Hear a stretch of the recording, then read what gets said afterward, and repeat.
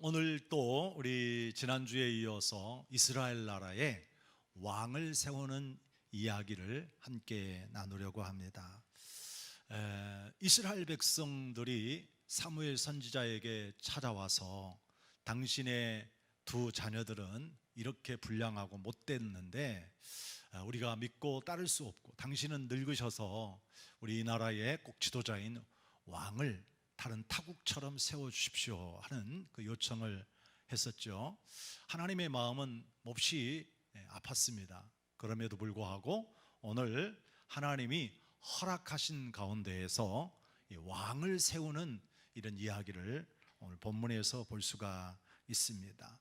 자, 이렇게 왕을 세우는데 어디로 지금 다 함께 모였죠? 오늘 모임의 현장을 17절에서 소개하고 있는데요. 어디입니까?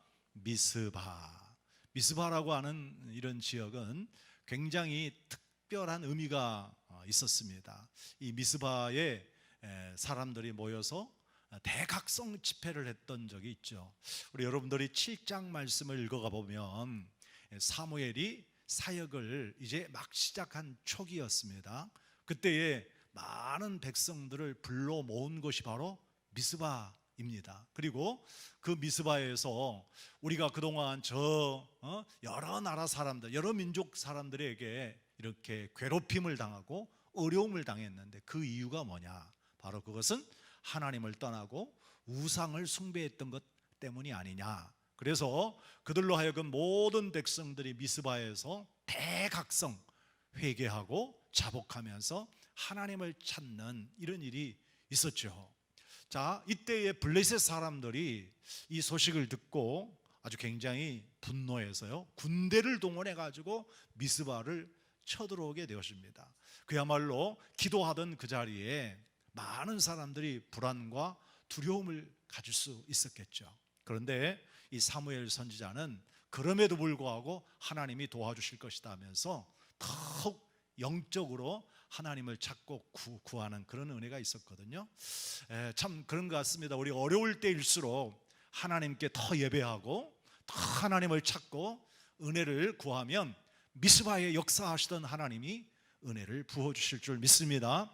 오늘 이 시대에도 우리 교회, 우리 한국교회가 이렇게 하나님을 모여서 미스바의 대성회를 열고 각성했던 것처럼 하나님의 은혜가 있기를 축복합니다.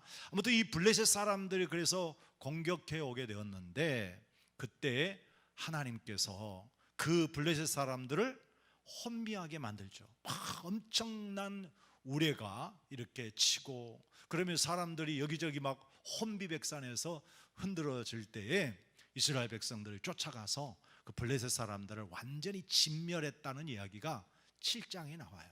그러니까 이러한 놀라운 기적의 역사가 미스바라고 하는 현장이에요. 그리고 이 미스바에 이 하나님의 은혜를 받고 난 다음에 이름도 이렇게 하나 지었어요. 에벤 에셀. 여호와께서 여기까지 도우셨다는 겁니다. 하나님이 우리를 이렇게 도와주셨다는 거예요. 하나님이 도와주시고 기적적으로 역사하시던 이 에벤 에셀 미스바에 이 백성들을 다시 불러 모았습니다. 아마 시간적으로 보자면 한 20, 30년 좀 지났지 않았을까. 왜냐하면 지금 현재 사무엘이 나이가 많이 드셨거든요. 그리고 백성들이 요구하는 대로 왕을 선택하기 위해서 바로 그 역사의 현장, 몇십 년 전에 있었던 은혜의 현장에 이 모든 백성들 함께 모아서 하나님께서 말씀하신 방법대로 오늘 저들이 요구하는 왕을 세우는 과정을 보고 있습니다. 오늘 또 여러분과 저에게 하나님이 우리에게 놀라운 은혜를 주셔서 여러분과 저에게 그 큰 감동적인 역사가 오늘 미스바의 현장처럼 이루어지시기를 주의 이름으로 축복합니다. 자, 그러면은요, 이 미스바의 사람들이 이제 모여서 이렇게 함께 왕을 뽑게 되어지는데요.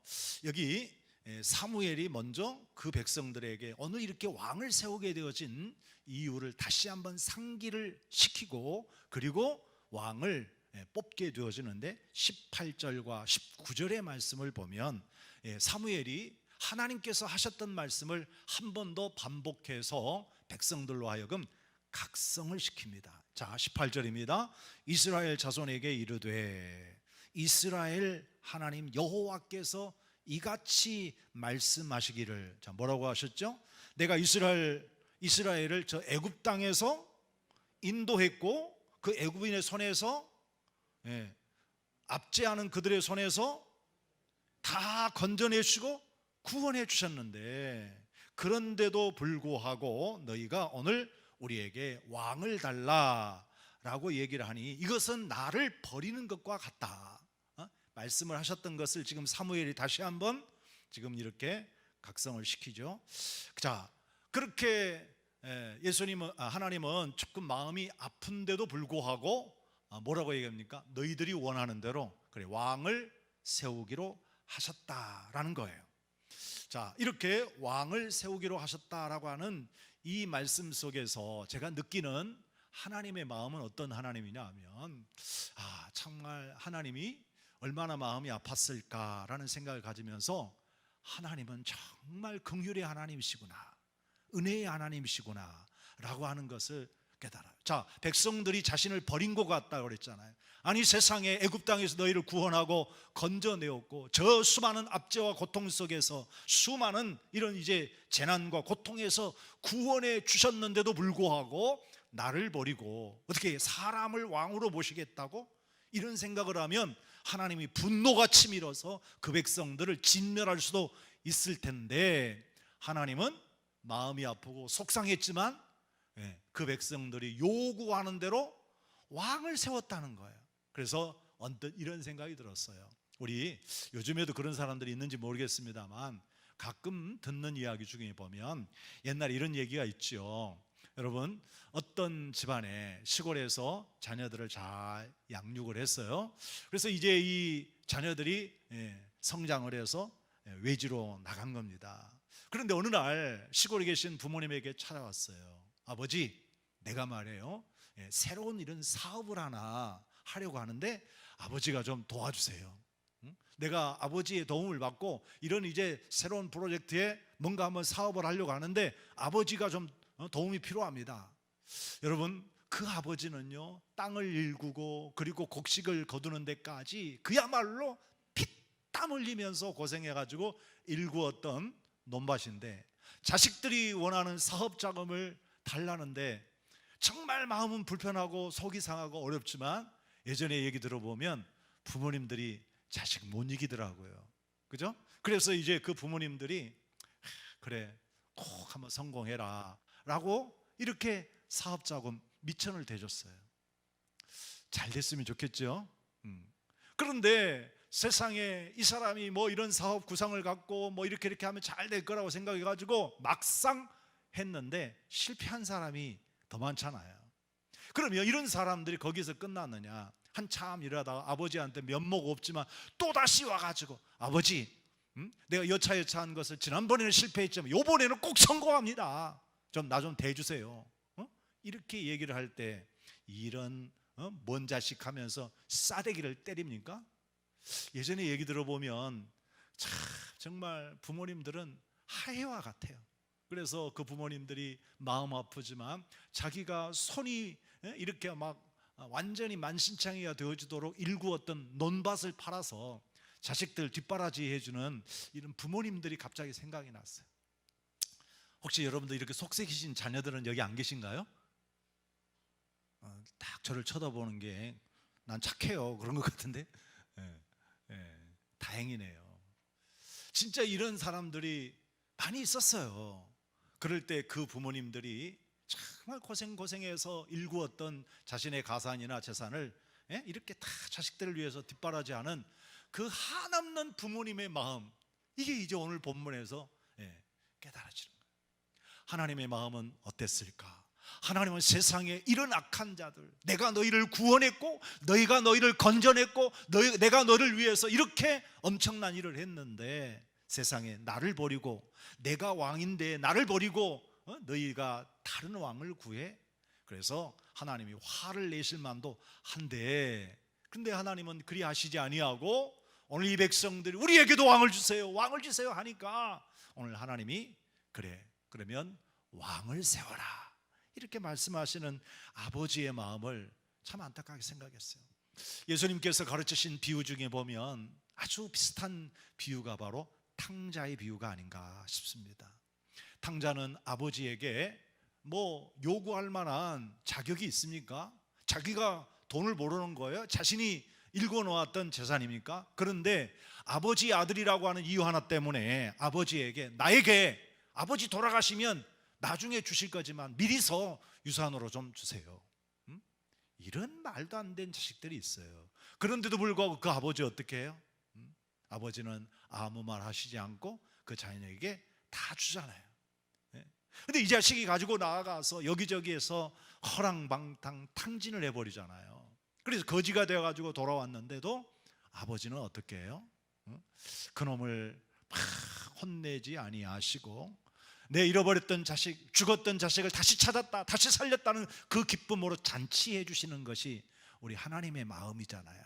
오늘 이렇게 정말 불량한 이스라엘 백성들, 배신자 같은 이 이스라엘 백성들이 우리에게 왕을 주세요, 왕을 주세요 했을 때 하나님 마음은 분명하게 얘기했어요. 너희가 나를 버렸다, 너희가 나한테 이럴 수 있느냐라고 했지만 하나님이 그 백성들의 요구를 들어주신 그 아버지의 마음을 헤아려 볼 때 참 은혜가 풍성하신 우리 하나님이시다, 긍휼이 풍성하신 하나님이시다. 오늘 저와 여러분이 믿고 있는 우리 하나님은 이런 분이십니다. 저와 여러분들이 정말 믿음대로 잘 산다고 해보지만 이 이스라엘 백성들처럼 얼마나 하나님의 곁을 떠나고 우리가 하나님의 뜻을 헤아리지 못하고 내 마음대로 내 뜻대로 하나님 앞에 이렇게 불량한 요구를 할 때가 많습니까? 그럼에도 불구하고 하나님은 긍휼을 베풀어 주시고 은혜를 베풀어 주신 정말 귀중하신 우리 하나님이심을 믿으시기 바랍니다. 자, 그래서요 하나님께서는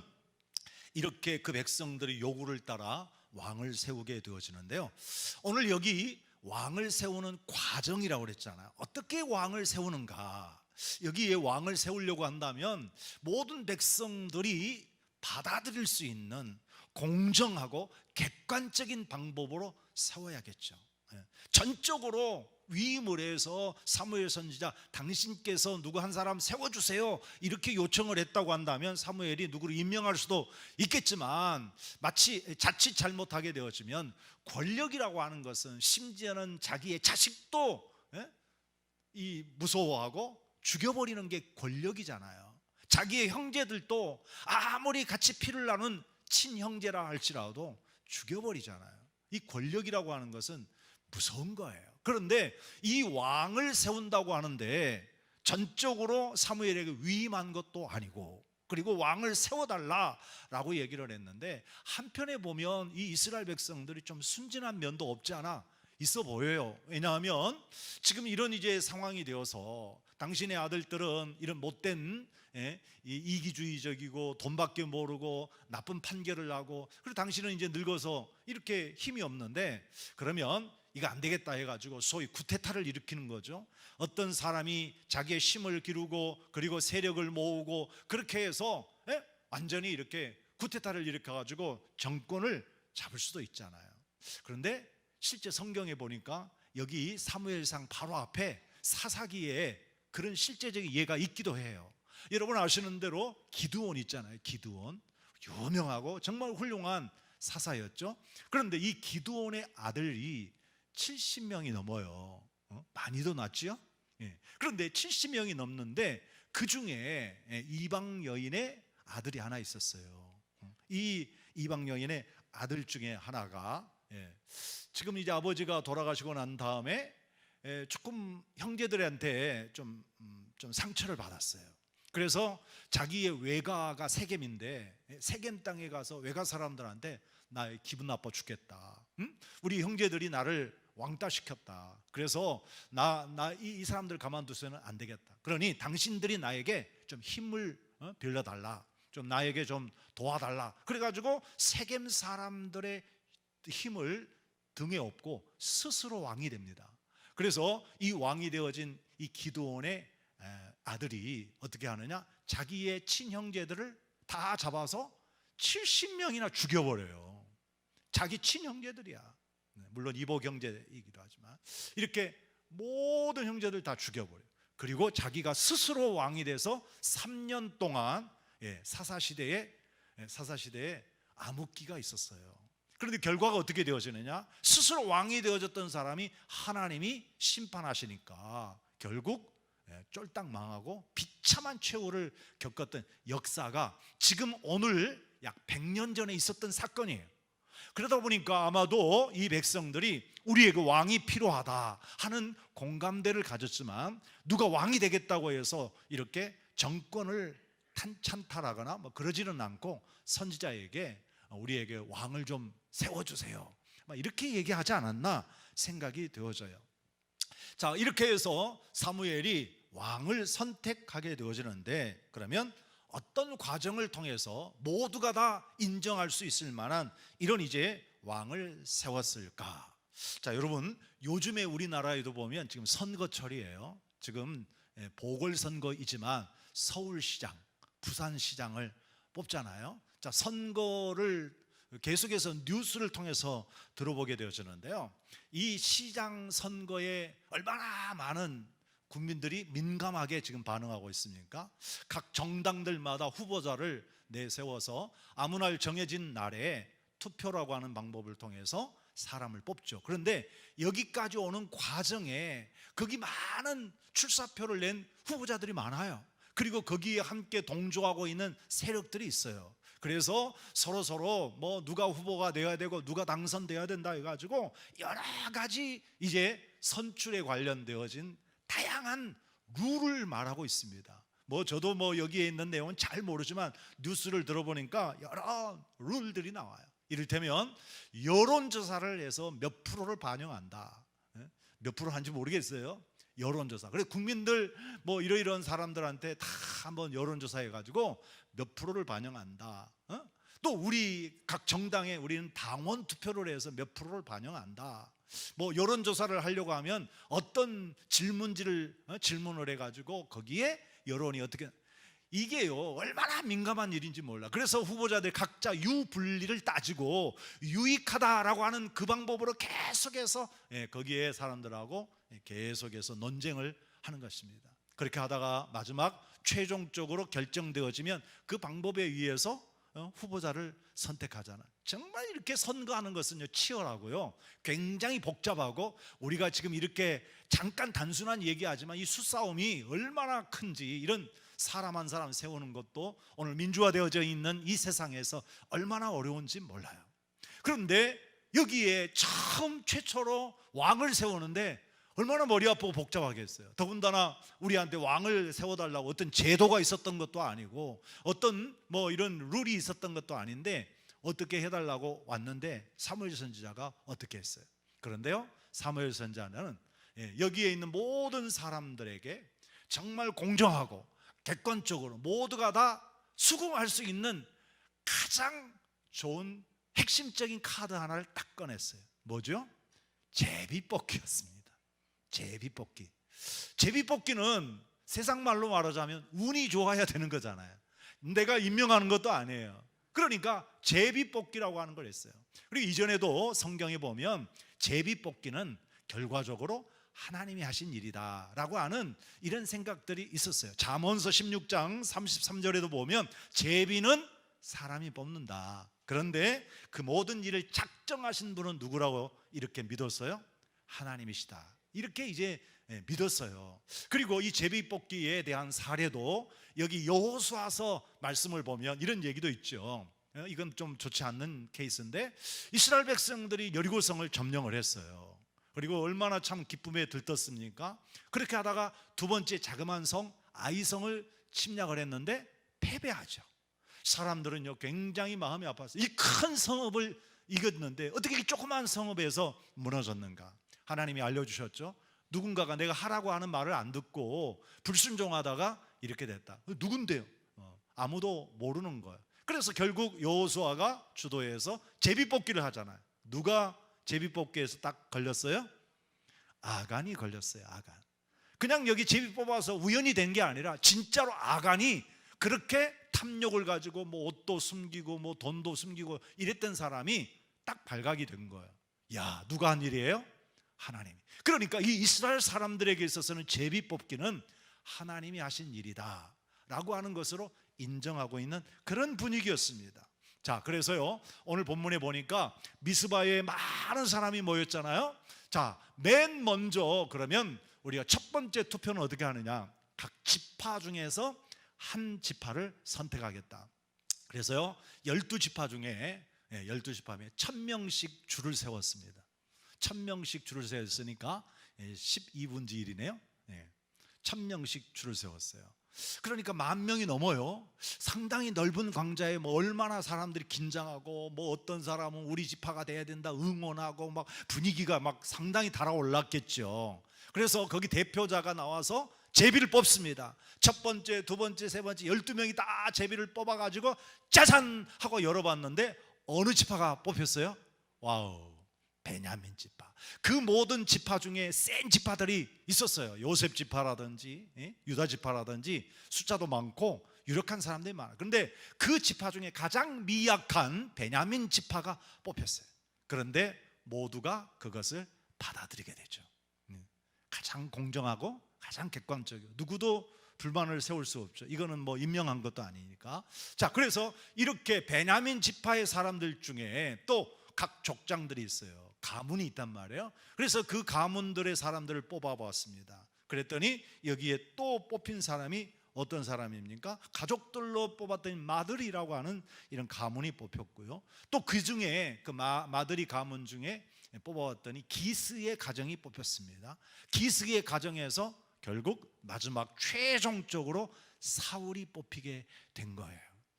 야, 참 신기하죠? 그런데요, 여기에 사람들이 이렇게 제비를 뽑아 하나님 그렇게 하셨구나 이렇게 생각할 수 있죠. 그런데 이 본문의 말씀을 빛내기 위해서 확실한 증거를 하나님이 하셨다라는 것을 알려주기 위해서 9장, 10장 오늘 이 본문 전까지 한 사건을 소개하고 있습니다. 이걸 보면 야, 하나님의 역사가 얼마나 신기하고 놀라운지 몰라요. 자, 이런 겁니다. 어느 날 여기 기스의 가정에, 즉 사울의 가정에 어떤 일이 일어났습니까? 그렇게 나귀를 잘 간수하고 잘 키웠는데 나귀 떼가 없어진 거예요. 도망을 가버렸어요. 그래서 아버지가 이 사울에게 야, 우리가 기르던 나귀가 없어졌단다. 나귀를 좀 너는 찾아와라. 그러니까 이 사울이 나귀를 찾아서 자기 사환 한 사람을 데리고 찾아가죠. 처음에 어디쯤 있었다라고 하는 걸 생각해가지고 들로, 산으로, 골짜기로 곳곳에 찾아다니는데 찾지를 못해요.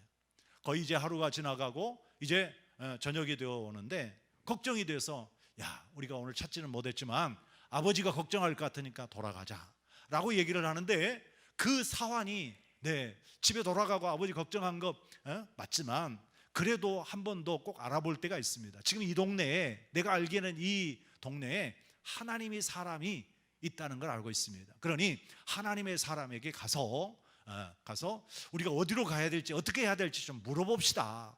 그랬더니 사울이 야, 나는 하나님의 사람을 만나려면 그냥 빈손으로 갈 수는 없잖아. 그런데 우리가 다 먹을 거 다 먹어버렸지. 나는 아무것도 없네, 빈손이야.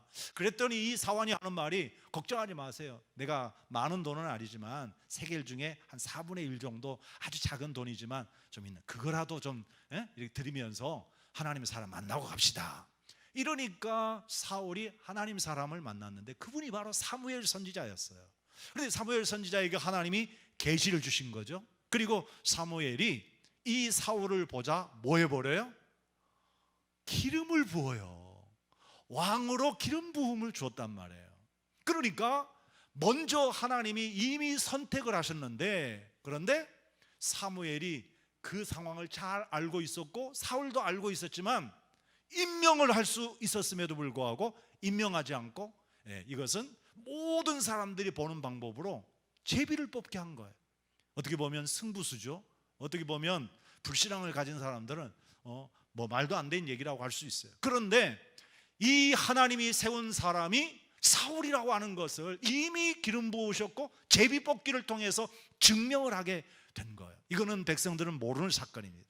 하나님께서 이렇게 이 백성들이 나를 버리고 나를 떠나서 왕을 달라라고 했지만 그들을 긍휼히 여기신 하나님이 직접적으로 여기 왕을 세우는데 개입하시고 그리고 여전히 이 백성들을 위해서 일하고 계시는 것을 볼 수가 있습니다. 그러니까 이런 거예요. 아버지가 정말 못돼먹은 자식이지만 그래, 야 너는 이제 절대 안 볼 거야 했어도 부모님들이 안 보나요? 자기 자식인데. 그러다 보니까 뒷바라지 해주는 것처럼 우리 하나님은 이 배신자 같고 나를 떠났던 이 이스라엘 백성들이지만 긍휼에 풍성하신 하나님이 꼭 하나님이 필요한 사람, 하나님이 세우고 싶은 사람을 작정하여 사울을 세우게 되어졌고, 사람들이 제비를 뽑았을 때 그 사람이 바로 사울이 되었다라는 것입니다.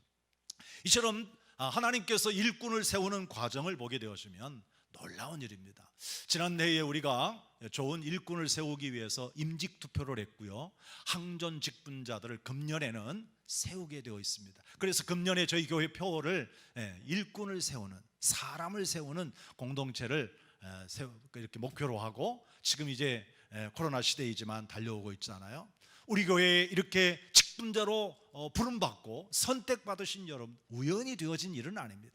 이미 항전 직분을 받으신 우리 교회 장로님들, 권사님, 집사님들도 계시고 여러분들이 우연히 되어진 게 아니에요.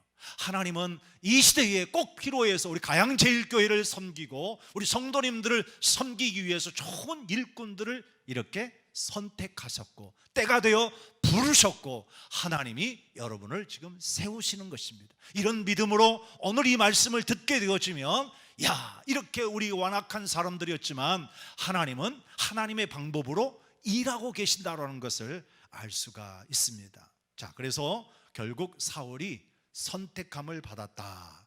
사실 이 사울은 자신이 왕이 되어야겠다라고 하는 생각도 한 적이 없고요, 꿈도 꾼 적이 없고요, 비전도 없었고 전혀 그런 야망도 없던 사람이에요. 그런데 하나님은 그에게 왕의 자리를 주신 것, 이게 은혜죠.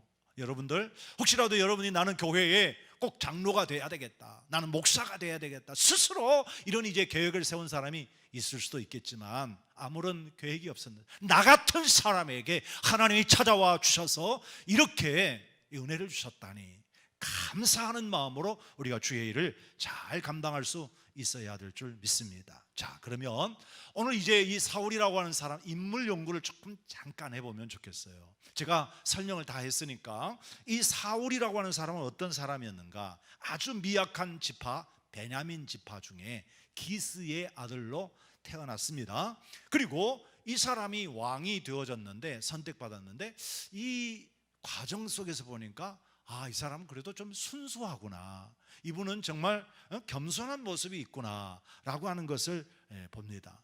여기 22절 말씀을 한번 볼까요? 22절. 오늘 여기 이제 제비를 뽑아서 사울이 선택이 됐습니다. 그래서 사람들이 사울을 찾아요. 사울 어디 있어? 사울 어디 있어? 사울이 어디 있는 거야? 찾아보니까 보이지가 않네. 여러분, 요즘에도 뭐 보면 어떤 선거를 할 때 거기 현장에 후보자가 없으면, 뭐 특별한 뭐 법이 없으면 이 사람들은 다른 사람으로 뽑잖아요. 그래서 사람들이 찾아보니까 안 보이는 거예요. 이거 뭐 정말 뭐가 잘못됐나? 그래서 사람들이 여기저기 막 물어보죠. 했더니 하나님께서 야야, 저 사울이라고 하는 저 친구가 어디 있느냐 하면 사람들이 가지고 오는 거기 진보다리 있잖아, 그 진보다리 저 사이에 숨어 있어. 그러니까 사람들이 찾아보면 거기 있네. 그래서 이 진보다리에 숨어서 나타난 것을 보면 이 사울이 그래도 굉장히 겸손하고 뭔가 좀 이렇게 좀 갖추어진 순수함이 있는 것 아닌가, 이런 생각이 들었어요. 여러분들, 이 사울의 처음 모습은 바로 이런 모습이었습니다. 나중에 변질되어지면 안 되지만 정말 하나님이 쓰시는 사람은 어떤 사람이냐? 순전한 사람인 것 같습니다. 깨끗하고 순전한 사람들을 하나님이 쓰세요. 자, 오늘 여기에 이 사울이 왜 거기 숨었을까 한번 생각을 해봤어요. 이랬을 것 같아요. 자신이 이제 나귀를 찾으러 갔다가 사무엘 선지자를 만났잖아. 갑자기 기름 부음을 받고 왕이 된다는 이런 이야기를 들었잖아. 말도 안 되는 소리. 그런데 왕을 구하는 것 때문에 지금 미스바에 사람이 모였단 말이에요. 그랬을 때 제비 뽑기를 한다네. 그래서 제비를 뽑나 보다, 뭐 나는 아니겠지 했는데 12지파 1000명씩 12,000명이 모여가지고 제비를 딱 뽑았는데 짜잔 하고 열고 보니까 우리 지파야. 베냐민 지파가 뽑혀서 이거 뭐야? 깜짝 놀랐겠죠. 그 다음에 베냐민 지파에서 뽑혔는데 거기에 또 뽑아보니까 자신들의 조상 할아버지가 뽑혔네. 이거 뭐야? 깜짝 놀랐어. 그렇게 하다가 봐보니까 나중에는 자기 집안에 아버지가 뽑힌 거. 신기하고 놀라운 일이잖아. 그래서 갑자기 두려운 마음이 생기고, 내가 어떻게 지금 이 나라를 통치한단 말인가, 이런 이제 두려운 마음이 생겨서 그 사람은 숨어버렸던 것 아닌가, 이런 생각이 들어요. 자, 전혀 준비가 없었고 야망도 없었고 꿈도 없었던 사울에게 갑자기 큰 일이 맡겨지니까 굉장한 부담이 아니었을 수는 없죠. 혹시라도 여러분들 우리가 하나님 앞에 부름받고 어떤 일을 할 때 이런 부담이 되어줄 수도 있을 거예요. 그런데 이것을 겸손하게 우리가 생각하고 정말 순수한 마음을 끝까지 가지고 간다고 하면, 저 디모데서에 있는 말씀처럼 큰 집에 금그릇, 은그릇, 나무 그릇, 여러 질그릇과 같은 그릇 중에 하나님 어떤 그릇을 쓰셨느냐? 깨끗한 그릇을 쓰셨다잖아요. 순수하고 깨끗한 사람이 되어서 여러분의 그릇이 어떤 모습이든 간에, 내가 지금 실력을 가졌건 좋았건 가문이 좋든 나쁘든 이거 중요한 것이 아니라 우리가 정말 순수하고 깨끗한 마음이면 하나님이 사용하신다라는 것이고요. 이 사람을 보니까 외모는요, 왜 이렇게 멋져요? 이 사람의 외모를 소개하고 있는데 키가 다른 사람의 어깨 위에 머리가 하나 더 있는 거예요. 키가 굉장히 컸다는 거예요. 그리고 키만 큰 게 아니라 준수했다. 아마 외모가 잘생겼나 봐. 혹시 여러분들 여기 우리 성도님들 중에 미혼의 우리 여성들이 있다고 한다면, 야, 이런 남자 하나 만났으면 좋겠다, 혹시 그런 생각이 들지도 몰라요. 진짜 키도 크고 준수한, 진짜 잘생기고 멋진 사람 아니겠어요? 자, 이런 정말 멋진 사람이었는데, 정말 멋진 사람이었는데 거기에다가 부모님이 낙이 찾아오라 하니까 어떻게 해요? 말도 잘 들어. 말도 잘 들어. 그런데다가 또 거기 사환이 하나님 사람을 소개하니까 영적인 관심도도 있어. 그래서 사무엘 선지자를 만나는 모습도 보아요. 자, 이런 면으로 보자면 굉장히 이분의 신앙과 인격과 삶이 괜찮은 사람이구나, 진짜 그래서 하나님이 이 사울을 선택하셨구나, 이런 생각이 돼요. 자, 우리는 이 사울처럼 훌륭하지 못할지 모르지만 부족해도 하나님이 우리를 선택하시고 귀한 자리를 주셨다면 감사함으로 우리 귀한 직분 잘 감당하시기를 축복합니다. 자, 이렇게 해서 사울이, 이런 훌륭한 인격을 가진 사울이 선택되어졌는데, 자, 이에 대한 반응을 우리 마지막으로 한번 살펴보면요, 사울 왕의 선택에 따라서 사무엘이 이렇게 해서 기스의 아들 사울이 선택이 됐다. 사울 나와봐, 이렇게 하면서 백성들에게 사울을 소개합니다. 오늘 우리나라에 지금 이 사울과 같이 비교할 만한 사람은 없다 라면서 사울을 소개했어요. 그랬더니 24절 끝부분에 보니까 모든 백성들이 사울을 받아들이고 인정하고 왕으로서 뭐하죠? 만세! 만세하며 축제가 벌려졌어요. 백성들이 다 인정한 거예요. 다 공정하다고, 그렇게 정말 우리가 왕으로 이제 모시겠습니다 라고 인정해요. 그리고 그 다음 절 말씀을 보면 사울은 이제 모든 과정을 마치고 집으로 돌아가는데 어떤 사람하고 동행하고 있다고 얘기하느냐 하면, 하나님께 감동된 유력한 사람들하고 이렇게 움직이고 있어요. 참 하나님이 세우실 때 사울과 그 주변에 있는 사람들이 참 훌륭하고 좋았죠. 그런데 마지막 절에 보면 다 그렇게 좋은 거는 아닌가 봐요. 마지막 절에 보면 어떤 사람들 중에 보면, 아니 세상에 저 사울이 어떻게 이 나라를 구원할 수 있단 말, 우리를 구원할 수 있단 말이냐, 저 사람은 우리는 인정 못해 라고 하면서 시인하지 않고 예물도 받지 않고 오히려 멸시하는 사람들, 이 사람들을 뭐라고 그랬어요? 불량자라고 얘기했어요. 이 불량자들은 진짜 깡패 같은 사람들이라고 얘기하기는 어렵고요, 아마도 이 사람들은 각 지파에 상당한 이런 이제 지도력을 가지고 있었던 사람이 아닐까 싶습니다. 그런데 이 하나님께서 하시는 일에 대해서 불만을 갖고 지금 사무엘이 했던 일에 대해서 이렇게 받아들이지 않고, 그러면서 저 사람이 어떻게 우리를 구원할 수 있단 말이냐라고 하면서 불만하는 사람들이 있습니다. 자신들이 구해놓고 자신들이 원하는 방법을 따르지 않았다고 해서 이런 얘기를 했을지도 모르겠습니다. 자, 아무튼 오늘 저와 여러분들은 이 마지막 본문을 보면서 우리 하나님께서 우리에게 베풀으신 긍휼의 모습도 보지만 이 백성들이 대부분 다 환영하고 받아들였으나 거기에 일부의 사람들은 부정하고 받아들이지 않는 모습을 볼 때 참 세상에는 이런 일도 있구나라고 하는 것을 생각하면서 오늘 저와 여러분들은 끝까지 하나님의 뜻에 순종하고 늘 긍정적으로 받아들일 수 있는, 왕을 만세하고 찬양했던 것처럼 우리 모든 사람들이 이렇게 긍정적으로 순종하며 나아갔으면 좋겠다라고 하는 생각을 가져봅니다. 오늘 사랑하는 여러분, 하나님은요 이 백성들이 이렇게 요구하는 모든 일이 마음에 들지는 않았지만 이 백성들에 대한 긍휼의 마음을 가지고 그 모든 백성들이 이렇게 찬양하고 박수할 만한 정말 훌륭한 일꾼을 세우셨다라고 하는 것을 기억하며 오늘 저와 여러분이 이런 좋은 일꾼이 되어줄 수 있기를 다시 한번 주의 이름으로 축복합니다. 축복합니다. 아멘.